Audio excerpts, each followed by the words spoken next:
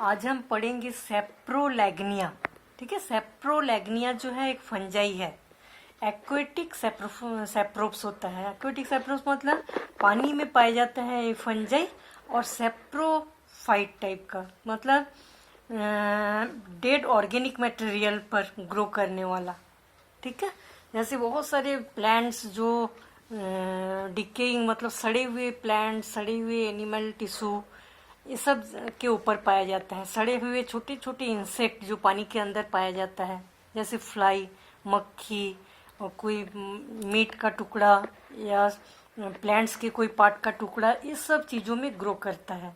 ठीक है, कोई भी पॉन्ड के नीचे, पानी के नीचे पाया जाता है, और पानी में सड़े गले प्लांट्स एनिमल्स के ऊपर ग्रो करता है। ठीक है, छोटे छोटे फिशेस जो मर गया है उसके ऊपर, छोटे छोटे मक्खी इसके ऊपर, और ये पूरे वाइट कलर का होता है। हाईलाइन मतलब कलरलेस या और वाइट कलर का धागे के समान दिखता है। ठीक है, इसकी माइसिलियम जो है पूरे धागे के समान दिखता है।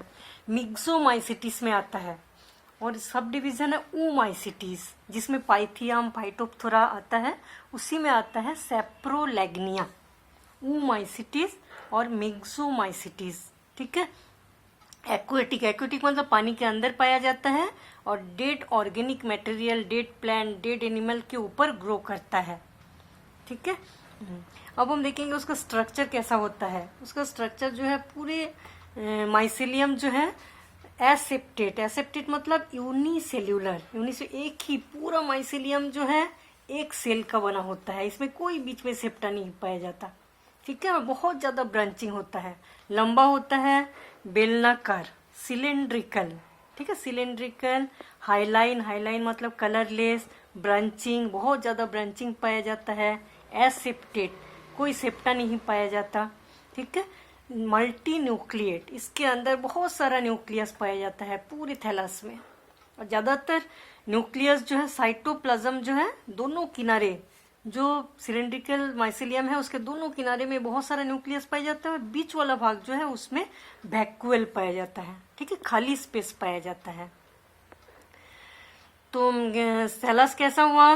थैलस जो है बहुत ज्यादा ब्रांचिंग पाया जाता है, यूनिसेलुलर, एक सेल का बना होता है, बेलनाकार होता है, सिलेंड्रिकल, ब्रांच एसेप्टेट होता है, कोई सेप्टा नहीं पाया जाता।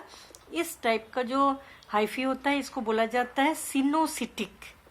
ठीक है, सिनोसिटिक थैलस बोला जाता है इस टाइप के थैलस को। तो दो टाइप के ब्रांचिंग पाया जाता है। एक टाइप के ब्रांचिंग जो है पूरे नीचे जिस डेड ऑर्गेनिक मटेरियल में ग्रो करता है उसमें पूरा फैला हुआ रहता है, जाल जैसा। ठीक है, और कुछ ब्रांचेस ऊपर की ओर ग्रो करता है। तो नीचे वाले को बोलेंगे राइजोइडल हाइफी, और ऊपर को बोलेंगे एरियल हाइफी।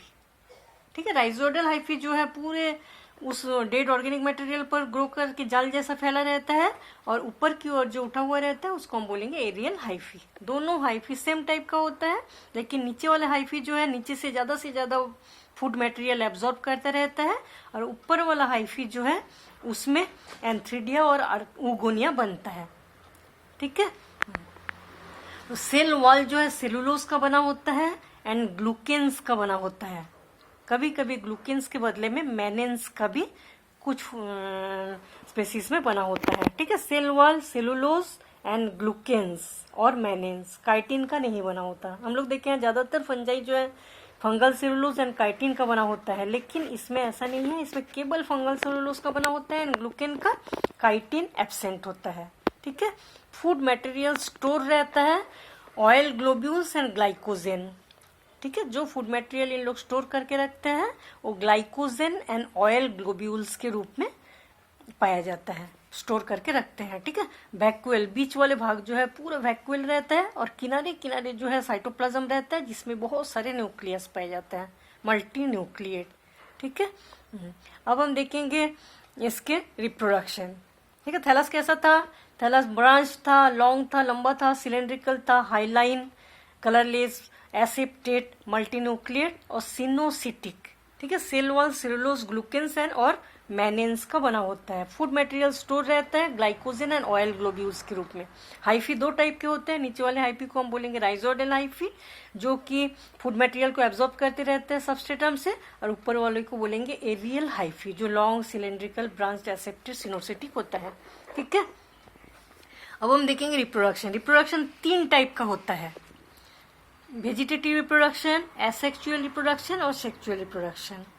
ठीक है, रिप्रोडक्शन उस समय होता है जब food material, temperature, environmental condition favourable रहता है, अनुकूल रहता है फंजाई के लिए, उस समय रिप्रोडक्टिव फेज आता है। ठीक है, वेजिटेटिव रिप्रोडक्शन जो है 2 टाइप से होता है, एक बाई फ्रेगमेंटेशन, दूसरा बाई फॉर्मेशन ऑफ गैमी और क्लेमाइडोस्पोर्स। ठीक है, तो हम लोग कई पूरे ज्यादातर फंजाई में हम लोग देखे हैं कि वेजिटेटिव रिप्रोडक्शन जो है फ्रेगमेंटेशन से होता है। फ्रेगमेंटेशन मतलब क्या होता है, जो हाइफी है, जो माइसिलियम है, वो कहीं भी टूट जाता है, एक्सीडेंटली हो या किसी भी तरह से वो टूट जाता है तो छोटे छोटे पार्ट में डिवाइड हो जाता है। एक एक पार्ट जो है, हर पार्ट जो अलग हो जाता है थैलस से, वो नया थैलस बना लेते हैं। ठीक है, उसी को हम बोलेंगे फ्रेगमेंटेशन। कोई भी पार्ट थैलस से अलग हुआ, नया थैलस बना लेते हैं, उसको हम बोलेंगे फ्रेगमेंटेशन। दूसरा है बाय फॉर्मेशन ऑफ गैमी और क्लेमाइडोस्पोर। कई बार क्या होता है, हाइफी के ऊपर वाला भाग, यह हाइफी के ऊपर वाला भाग जो है वो फूल जाता है। कोई भी इरेगुलर शेप, मतलब गोल भी हो सकता है, स्पेरिकल भी हो सकता है, इरेगुलर शेप भी हो सकता है, कोई भी शेप में ऊपर वाला भाग फूल जाता है और उसके नीचे एक सेप्टा बन जाता है और ऊपर वाला भाग अलग हो जाता है। इसको हम बोलेंगे, ऊपर वाले भागों को हम बोलेंगे गैमी, और वो अलग होके नया थैलस बना लेते हैं। ठीक है, इसको हम क्या बोलेंगे, गैमी। ऊपर का भाग जो है यूनिसेल्यूलर, एक सेल वाला, राउंडेड, ओवल्ड और इरेगुलर शेप का होता है और अलग हो जाता है थैलस से और नया थैलस बना लेते हैं, इसको हम बोलेंगे गैमी। कई बार क्या होता है, एक सेल ना होके 2-3 सेल वाला ऊपर का भाग हो जाता है फूल के, तो उसको हम क्लेमाइडोस्पोर्स भी बोल सकते हैं। ठीक है, मतलब वेजिटेटिव रिप्रोडक्शन फ्रेगमेंटेशन, गैमी और क्लेमाइडोस्पोर्स से होता है। अब हम देखेंगे एसेक्सुअल रिप्रोडक्शन।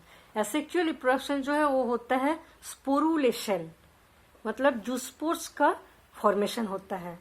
ठीक है, तो इसमें एसेक्सुअल रिप्रोडक्शन जब होता है उसमें क्या होता है, थैलस के ऊपर का भाग जो है वो फूल जाता है।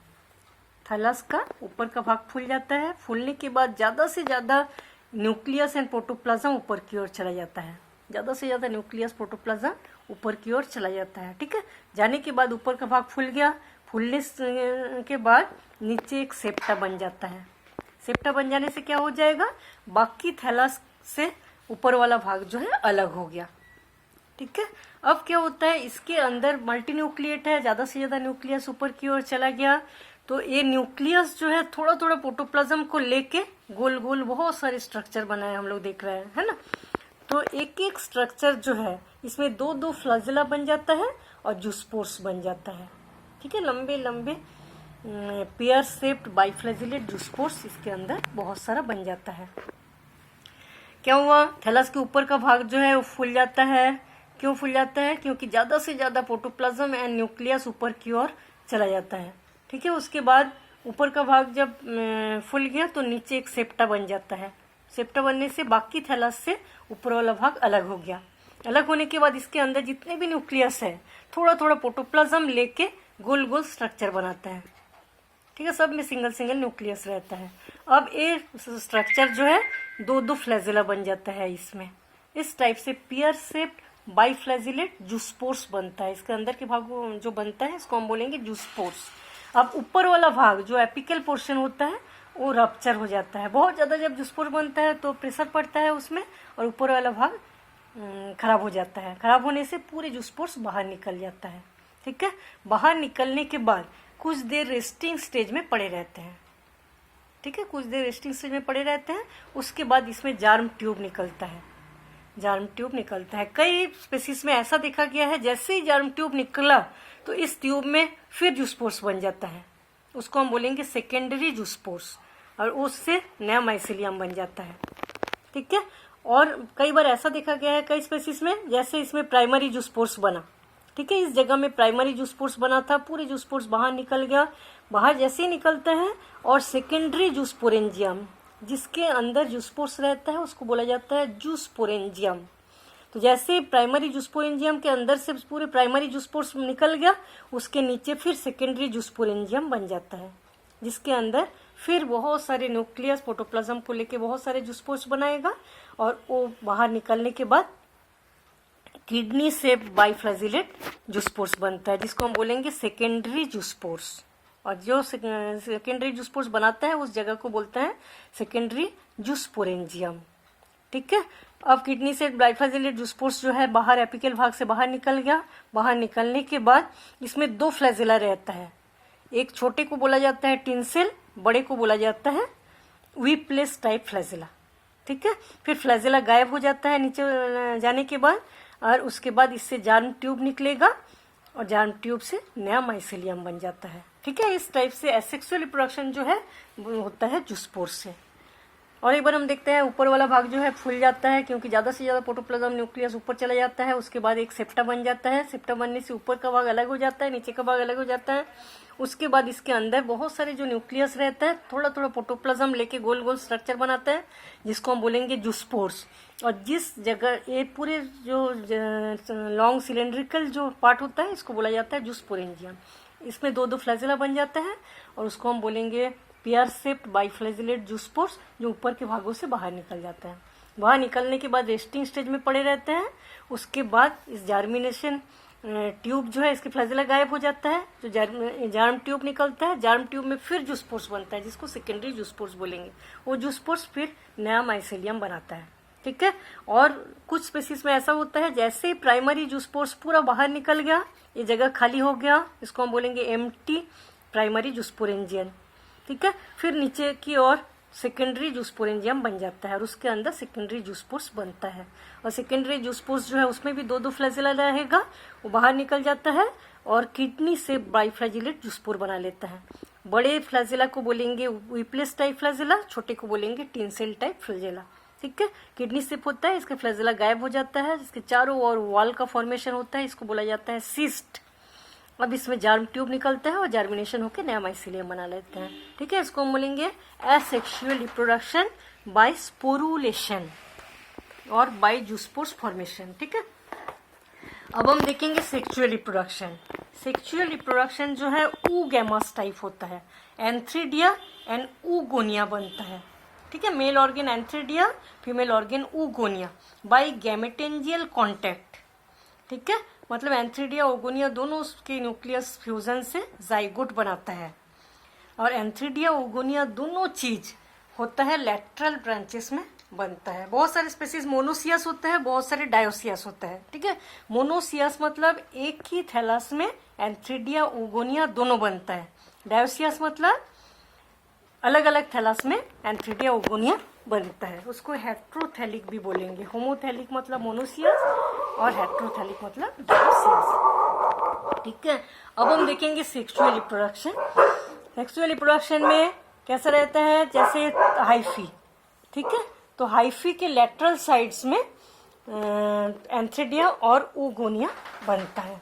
ठीक है, तो लेटरल भाग में ऐसे ब्रांचेस बनना चालू हो जाता है, ब्रांचेस के ऊपर का भाग फूल जाता है, तो ऊपर की ओर ज्यादातर फीमेल ब्रांचेस बनता है और नीचे की ओर मेल ब्रांचेस बनता है। ठीक है, फीमेल ब्रांचेस जो है छोटा सा लेटरल ब्रांचेस होता है और इसके स्वेलिंग हो जाता है, ज्यादा से ज्यादा न्यूक्लियस एंड प्रोटोप्लाज्म ऊपर चला जाता है, और इसमें भी ऐसे एक सेप्टा बन जाता है। ठीक है, उसको बोलेंगे ऊगोनियम। अब मेल ब्रांचेस जो है ऐसे एक लेटरल ब्रांचेस बनता है, इसमें भी ज्यादा से ज्यादा न्यूक्लियस अंदर की ओर चला जाता है, इसमें भी एक सेप्टा बन जाता है। तो ये हो गया एंथ्रीडिया, ऊपर वाला हो गया ऊगोनिया। अब क्या होता है, जितने भी न्यूक्लियस रहता है ऊगोनिया में सब किनारे किनारे चला जाता है पेरिफेरल एरिया में, बीच में एक वैक्यूल बन जाता है, बीच में एक बड़ा सा वैक्यूल बन जाता है, और जितने भी न्यूक्लियस है साइड में शिफ्ट हो जाता है। ठीक है, और दोनों में माइटोटिक डिवीजन होता है। ऊगोनिया में भी माइटोटिक डिवीजन होता है, एंथ्रीडिया के न्यूक्लियस में भी माइटोटिक डिवीजन होता है। माइटोटिक डिवीजन से बहुत सारे न्यूक्लियस बन जाएगा। अब क्या होता है, इसमें जो सेप्टा बन गया इसको हम बोलेंगे स्टॉक, और ऊपर वाला जो न्यूक्लियस होता है वो डीजेनरेटिंग, ज़्यादा से ज़्यादा न्यूक्लियस पूरा खराब हो जाता है।